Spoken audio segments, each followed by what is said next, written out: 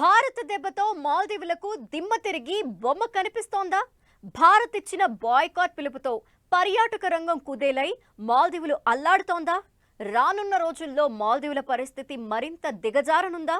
చైనాను చూసుకుని భారత్తో మాల్దీవుల సంబంధాలను దెబ్బ తీసేందుకు శక్తి వంచన లేకుండా శ్రమిస్తున్న మొహమ్మద్ మైజు తగిన మూల్యం చెల్లించుకోబోతున్నారా?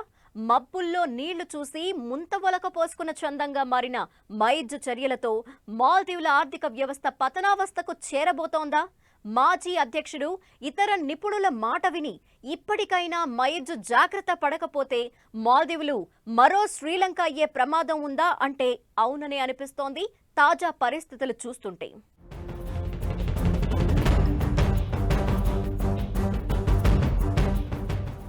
అద్భుతమైన బీచ్లు, ప్రకృతి అందాలకు నిలయంగా ఉండే మాల్దీవులు ఒకప్పుడు భారత్కు మిత్రదేశం.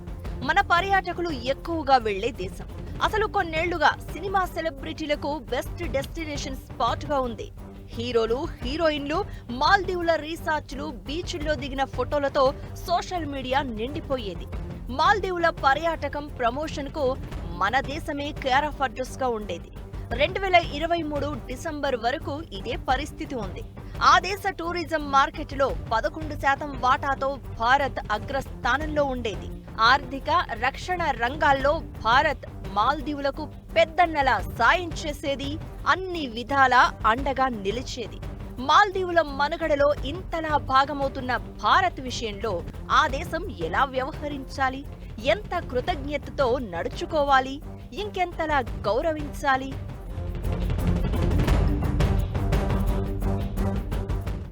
గతంలో మనకు మాల్దీవులకు మధ్య అంతా బాగానే ఉండేది. పొరుగు దేశంగా, పెద్ద దేశంగా, మిత్ర దేశంగా ఉన్న భారత్తో మాల్దీవులు ఎంతో స్నేహంగా, జాగ్రత్తగా ఉండేది. ఆ దేశానికి కొత్తగా అధ్యక్షులు అయిన వాళ్ళెవ్వరైనా ముందుగా భారత్లోనే పర్యటించేవారంటే రెండు దేశాల మధ్య బంధం ఎంత బలంగా ఉండేదో అర్థం చేసుకోవచ్చు. కానీ మహ్మద్ మైజు మాల్దీవుల అధ్యక్షుడైన తర్వాత అంతా మారిపోయింది. భారత్ను వ్యతిరేకించడం, మనతో నిరంతరం గొడవలు పెట్టుకునే చైనాకు విశ్వాసంగా ఉండడం, చైనాకు వీలైనంత దగ్గరగా ఉండడాన్ని మాల్దీవుల విదేశాంగ విధానంగా మార్చేందుకు మైజు ప్రయత్నాలు ప్రారంభించారు. మనకు దూరం జరగడం ద్వారా దేశంలోనూ ప్రపంచ స్థాయిలోనూ గుర్తింపు పొందడమే మైజు లక్ష్యాలుగా మారిపోయాయి.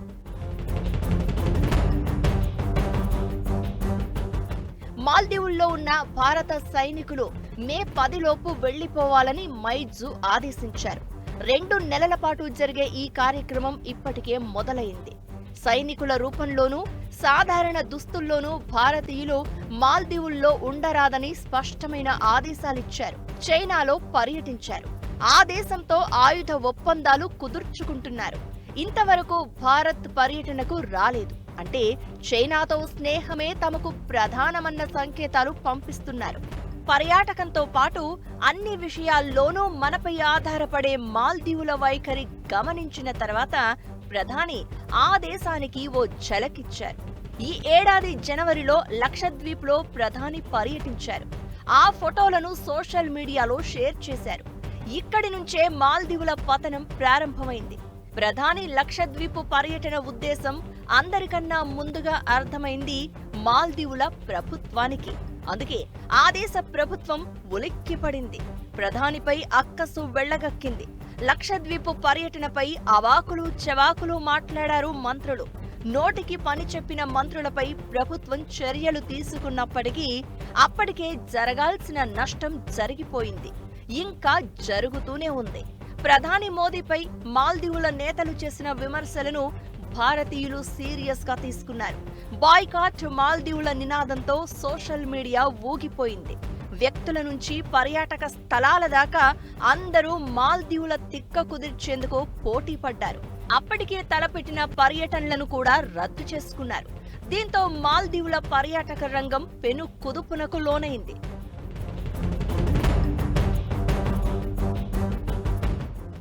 భారత్ అమలు చేస్తున్న బాయ్కాట్ పిలుపుతో ఆ దేశానికి వెళ్లే మన పర్యాటకుల సంఖ్య భారీగా పడిపోయింది. ఒకప్పుడు మాల్దీవుల పర్యాటక మార్కెట్లో అగ్రస్థానంలో ఉన్న భారత్ వివాదం మొదలైన 3 వారాలకే 5వ స్థానంలో నిలిచింది. 28,000 మంది పర్యాటకులతో ఈ నెల ప్రారంభంలో 6వ స్థానంలో ఉంది. భారత్ నుంచి వచ్చే ఆదాయాన్ని మాల్దీవులు ఎంతగా కోల్పోయిందో ఈ లెక్కలను బట్టి అర్థం చేసుకోవచ్చు. మాల్దీవుల మాజీ అధ్యక్షుడు మహ్మద్ నషీద్ అదే అంటున్నారు. భారత్ పిలుపునిచ్చిన బాయ్కాట్ దెబ్బ మాల్దీవులకు గట్టిగా తగిలిందని, పర్యాటక రంగంపై తీవ్ర ప్రభావం చూపించిందని ఆందోళన వ్యక్తం చేశారు. I want to say the people of the Maldives are sorry. We are sorry that this has happened.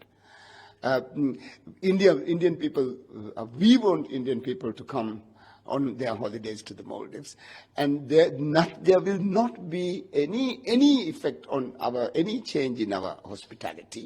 Bharat కు మహ్మద్ నషీద్ క్షమాపణలు చెప్పారు. తమ ఆతిథ్యంలో ఎలాంటి తేడాలు ఉండవని, భారత పర్యాటకులంతా మాల్దీవులకు రావాలని కోరారు. భారత్ మాల్దీవుల సంబంధాలు సాధారణ స్థితికి రావాలని ఆకాంక్షించారు.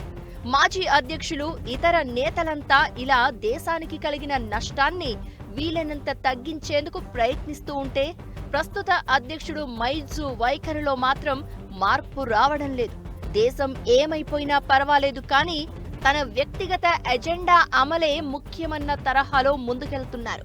మబ్బుల్లో నీళ్లు చూసి ముంత ఒలకబోసుకుంటూ మాల్దీవులు మరో శ్రీలంకలా మారడానికి వేగంగా పడుతున్న అడుగులను అర్థం చేసుకోలేకపోతున్నారు.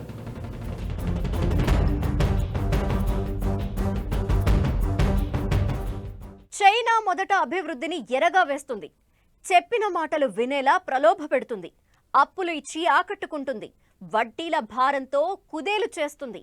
చివరకు తన చెప్పు చేతల్లోకి తెచ్చుకుంటుంది. ఒకప్పుడు మనకు మిత్రదేశంగా ఉండే శ్రీలంకనైనా, శత్రుదేశంగా ఉండే పాకిస్తాన్తో అయినా చైనా అనుసరించిన నీతి ఇదే. తెలిసి తెలియక శ్రీలంక ఆ ఉచ్చులో చిక్కుకుంటే పొరుగు దేశాల అనుభవాల నుంచి పాఠాలు నేర్చుకోకుండా మాల్దీవులు కళ్ళున్న గుడ్డిదానిలా మారి డ్రాగన్ కబంధ హస్తాల్లోకి వెళ్లిపోతోంది. అధ్యక్షుల విధానాల అవకతవకలు దేశానికి, ప్రజలకు ఏ గతిని పట్టిస్తాయనే దానికి రానున్న రోజుల్లో మాల్దీవులు నిదర్శనంగా మారనుంది.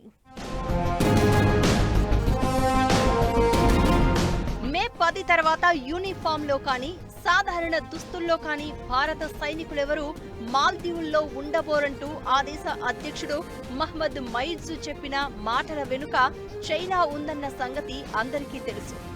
విడతల వారీగా మాల్దీవుల్లో బలగాలను భారత్ ఉపసంహరించుకుంటోంది. ఇదే సమయంలో మాల్దీవుల విదేశాంగ విధానం అత్యంత వేగంగా చైనాకు అనుకూలంగా మారిపోతోంది. భారత్ కు అనుంగు మిత్ర దేశంగా ఉండే మాల్దీవులు ఇప్పుడు మన వ్యతిరేక కూటమిలో భాగస్వామిగా మారేందుకు వడివడిగా అడుగులు వేస్తోంది. మాల్దీవులను ఈ దిశగా మళ్లించే ప్రయత్నాలు చైనా ఎప్పుడో మొదలుపెట్టింది. కొన్నేళ్లుగా మాల్దీవులకు చైనా లక్షల కోట్ల రుణాలిస్తోంది.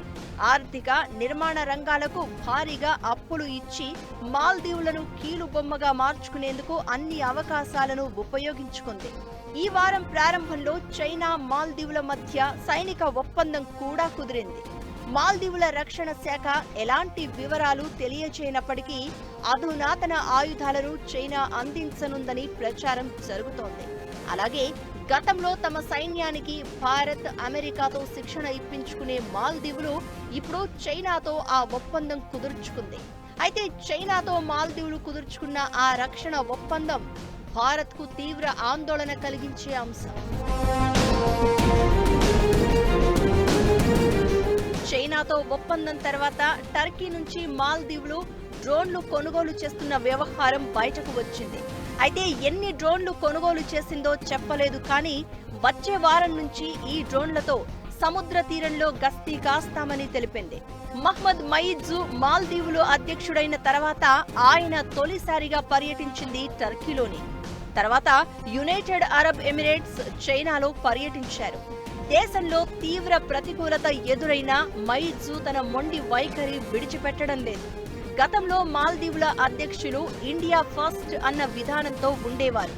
మైజు మాత్రం మాల్దీవులు ఫస్ట్ అన్న విధానం ముసుగులో చైనా ఫస్ట్ అన్నట్టుగా వ్యవహరిస్తున్నారు. ఏ కారణం చేతనో ఎన్నికల ప్రచారంలోనే భారత్ వ్యతిరేకతను బయటపెట్టిన మైజు అధికారంలోకి వచ్చిన తర్వాత కూడా అదే వివాదాస్పద వ్యవహార శైలిని కొనసాగిస్తున్నారు. చైనా పర్యటన నుంచి తిరిగి వచ్చిన తర్వాత మైజు వైఖరిలో మార్పు రాలేదు. తమది చిన్న దేశం అయినంత మాత్రాన తమను బెదిరించే హక్కు ఎవరికీ లేదని వ్యాఖ్యానించారు. తమది చిన్న ద్వీపాల సమూహమే అయినా దాదాపు 9 లక్షల చదరపు కిలోమీటర్ల ప్రత్యేక ఎకనామిక్ జోన్ ఉందని మైజు చెబుతున్న మాటలు భారత్ను ఉద్దేశించినవి. అయితే మైజు ప్రభుత్వం గుర్తుపెట్టుకోవాల్సిన విషయం ఏంటంటే, భారత్తో శత్రుత్వం ఆ దేశానికి ఏమాత్రం మంచిది కాదని. పర్యాటకమే ప్రధాన ఆదాయ వనరు అయిన మాల్దీవులకు ఇప్పటికే భారత్ బాయ్కాట్ విధానంతో అపార నష్టం కలిగింది. పర్యాటకమే కాదు, అసలు మాల్దీవుల మనుగడకే భారత్ ఆధారం అని చెప్పొచ్చు. ఔషధాలు, ఆహారం, నిర్మాణ రంగం ఇలా అన్ని రంగాలకు భారత్ నుంచి వచ్చే దిగుమతులు కీలకం. కరోనా వ్యాక్సిన్లను మాల్దీవులకు ఎక్కువగా అందించిన దేశం కూడా భారతే. ప్రస్తుతం పర్యాటకం మినహా మిగిలిన విషయాల్లో భారత్ చూసి చూడనట్టు వ్యవహరిస్తోంది. అలా కాకుండా భారత్ కఠిన చర్యలకు దిగితే మాల్దీవుల పరిస్థితి అగమ్య గోచరంగా మారుతుంది. చైనా సైనిక ఒప్పందాలు, ఆయుధాల అందజేత, అభివృద్ధి పేరుతో ఇచ్చే అప్పులు శ్రీలంకను దివాళా తీయించాయి. పాకిస్తాన్ అదే దారిలో ఉంది. అనేక దేశాలు ఇలాగే చైనా చేతిలో చిక్కుకుపోయి విలవిలలాడుతున్నాయి. వాటి నుంచి పాఠాలు నేర్చుకోకుండా మహ్మద్ మైజు చైనాతో అంటకాగుతుండడంపై దేశంలో తీవ్ర స్థాయిలో వ్యతిరేకత వ్యక్తమవుతోంది. మరోవైపు మాల్దీవులకు గట్టి గుణపాఠం చెప్పేందుకు భారత్ సిద్ధమైంది.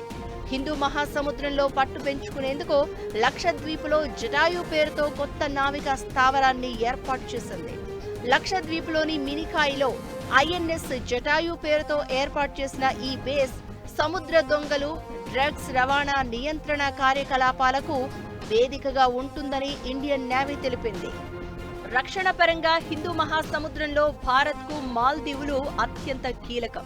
అదే సమయంలో మాల్దీవులు తోక జాడిస్తే ఆ దేశానికి చెక్ పెట్టేందుకు భారత్ దగ్గర ప్రత్యామ్నాయాలు ఉన్నాయి. కానీ డ్రాగన్ విష కౌగిలిలో ఒక్కసారి చిక్కుకున్న తర్వాత బయటపడే మార్గమే మాల్దీవులకు ఉండదు. అప్పులకు వడ్డీలు కట్టలేక దేశం ఆస్తులను వరుసగా చైనాకు ధారాదత్తం చేయాల్సిన పరిస్థితి ఏర్పడుతుంది. చివరకు ఇష్టం లేకపోయినా చైనా చెప్పినట్టల్లా ఆడాల్సిన అగత్యం కలుగుతుంది. వ్యక్తిగత స్వార్థం కోసమో మరే కారణం చేతనో దేశాన్ని చేతులారా అలాంటి స్థితిలోకి, దివాలా దుస్థితిలోకి నెట్టేస్తున్న అధ్యక్షుడు మహ్మద్ మైజు ఇకనైనా హితులు, సన్నిహితుల మాటలు పెడచెవిన పెట్టకుండా తన వైఖరి మార్చుకుంటే మంచిది.